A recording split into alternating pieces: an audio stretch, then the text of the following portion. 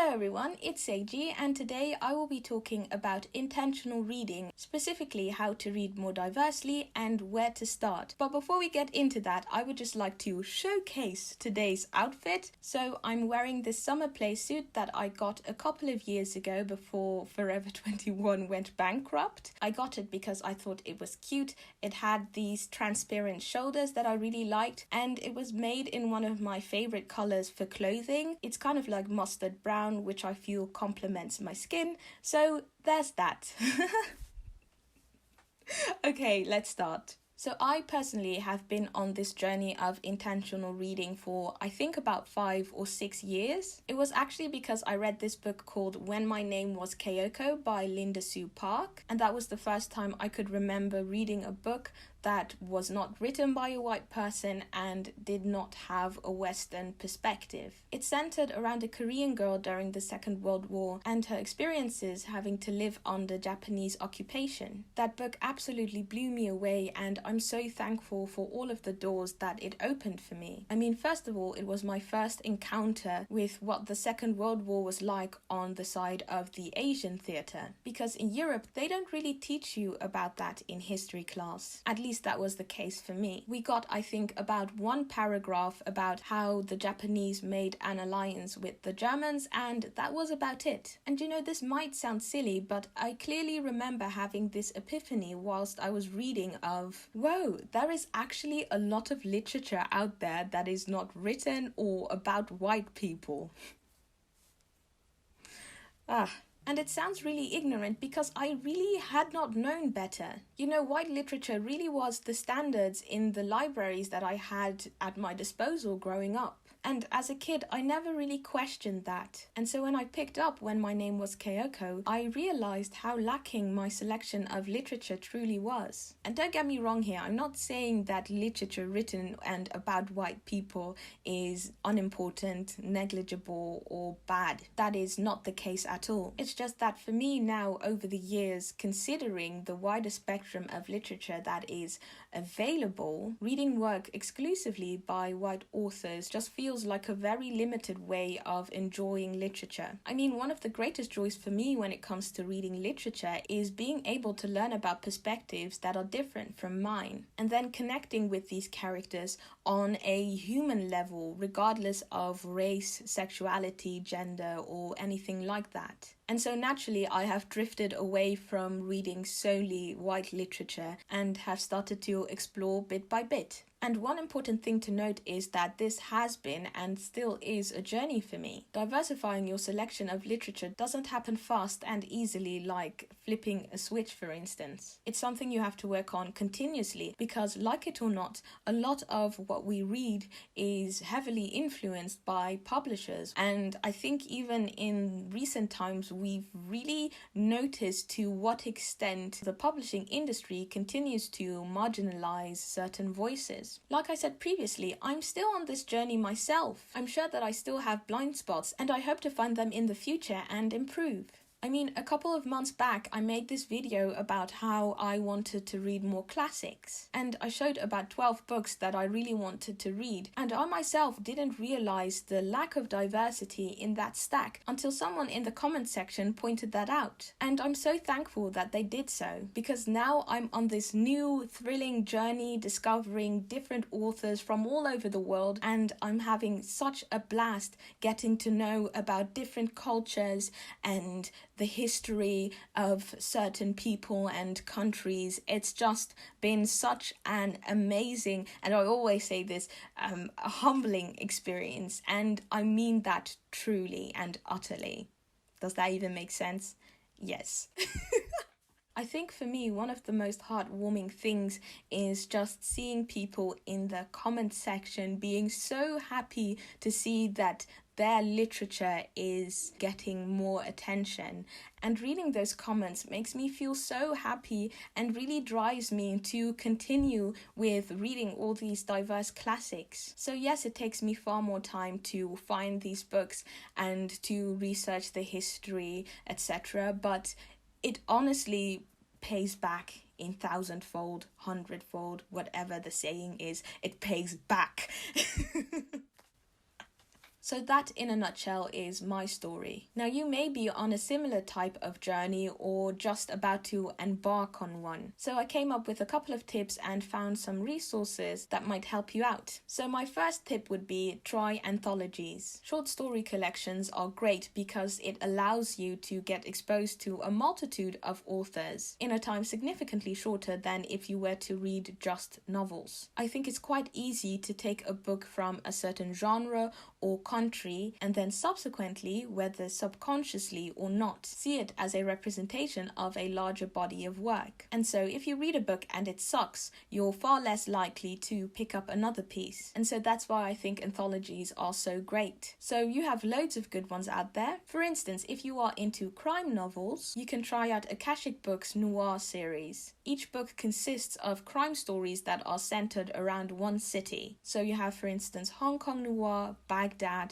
Copenhagen, Brussels, and many more. Penguin also has anthologies from different countries. You have the Penguin book of Japanese short stories, of modern African poetry, Dutch short stories, Russian poetry. FSG has a book of 20th-century Latin American poetry, which has over 700 pages. The independent publisher Comma Press has a series of short story collections that center around cities from all over the world. So you have the Book of Shanghai, Havana, Gaza, Rio, really just loads and loads of cities. Comma Press just in general does a splendid job of publishing world literature. So I would definitely recommend you give them a look. I will leave a link to their website in the description box. So my point here is that there are loads and loads of amazing anthologies out there that you can try out without having to commit too much time to one specific author solely. I think it's also a good thing to look into diversifying within Western literature. I mean, even looking at the Western canon specifically, there's such a lack of diversity in it as well. It's absolutely dominated by American and British writers who are mainly men. So that is something I myself have been looking into as well. For instance, a couple of weeks ago, I read this Danish classic by Tove Ditlevsen called Childhood, and looking into Ditlevsen and her work and seeing just how amazing it was, I was really shocked by how unknown she is outside of Denmark. And more I'm starting to notice how a select few of classics take up so much space and as a result overshadow so much work that in my opinion carries equal merit. So if you're looking for more mainland European classics, I would definitely recommend you check out Penguin Classics as well as the Penguin Modern Classics selection. Also, New York Review Books does a great job of publishing European classics. Also, as a person of color who grew up reading books in which I just could not find any representation, I would highly recommend finding books that have that. For me, for instance, reading Nigerian literature is just amazing. These books reflect my culture and experiences at such a high and accurate level that it's just such a pleasure to read them. And it's in the subtle things like the language that they use or the mannerisms of the characters. They're so frighteningly familiar that it just feels like sort of coming home when I'm reading those books. And that's why I don't think that it should come as a surprise when I say that Keoko Emezi is my favorite author. Their work just hits differently for me than anything else. So yeah, like I said, if you were in the same boat as I was growing up, I would highly recommend you try out books written by people that come from the same country or are from the same ethnicity and that have similar experiences as you. Yes, try it. So if you're having a hard time trying to get outside of your comfort zone, I would recommend to basically keep everything the same, but change one single thing. It's like taking baby steps in diversifying your literature. So for instance, if you only read young adult books and they happen to mostly be written by people from either the UK or the US, what you could do is try finding young adult books that are written by authors from different countries. So if this is like very specific to your situation, I would recommend Pushkin Press. They publish quite a lot of translated young adult from Japan, Colombia, France, etc. So yes, would definitely recommend you check them out. Another thing that you could change is, for instance, gender. So say you are really into science fiction and fantasy, but you mainly read books written by men, then you can try seeking out sci-fi fantasy books that were written by non-binary, trans or female authors. So for this particular situation, I would highly recommend Tor.com.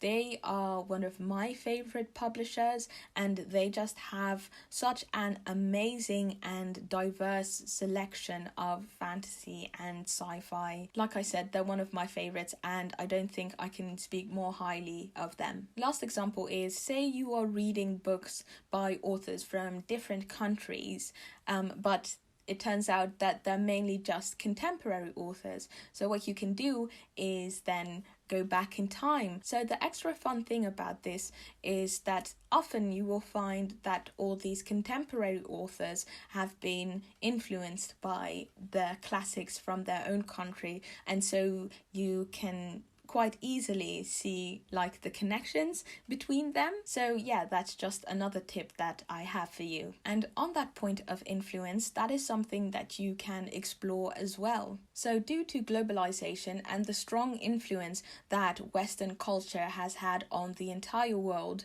a lot of authors from outside of the West have been heavily influenced by Western authors. So one thing that you could do is look at Western authors that you really enjoy and try and find non-Western authors that have been influenced by them. For instance, if you really enjoy the work of Franz Kafka, then you could perhaps try out some work written by Haruki Murakami or Kobo Abe. If you like Alice's Adventure in Wonderland, you can try Hiromi Kawakami, and if you like Edgar Allan Poe, you can try out Japanese Tales of Mystery and Imagination by Edogawa Rampo. So lastly, I would just like to point out a couple of independent publishers who I haven't mentioned previously that do just an amazing job of publishing and translating world literature. So first I have Tilted Axis Press, and they mainly focus on bringing out contemporary literature, so non-fiction, fiction,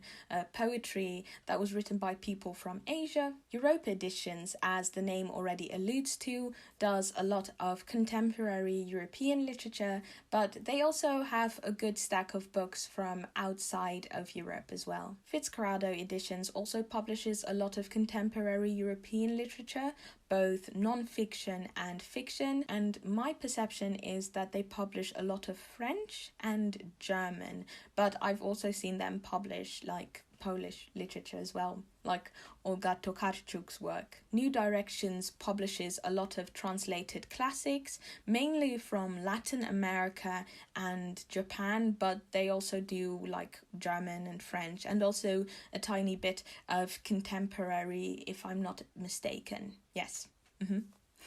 And then really quickly, Perrine Press publishes translated European contemporary literature. Choco Press focuses on contemporary literature from Latin America. Nordisk's Books focuses on Scandinavian contemporary literature. And Istros Books publishes works from the Balkans and East Europe. So that is everything that I wanted to share with you today. I hope that it will be helpful in some way, shape or form. Either way, if you enjoy the content that I make, perhaps consider joining my Patreon. I run a monthly book club there where we read diverse classics. You can also support me by getting me a coffee or commenting, subscribing, liking. Anyway, thank you so much for all of your support and for watching this video, of course, and I hope to see you in another one. Bye-bye.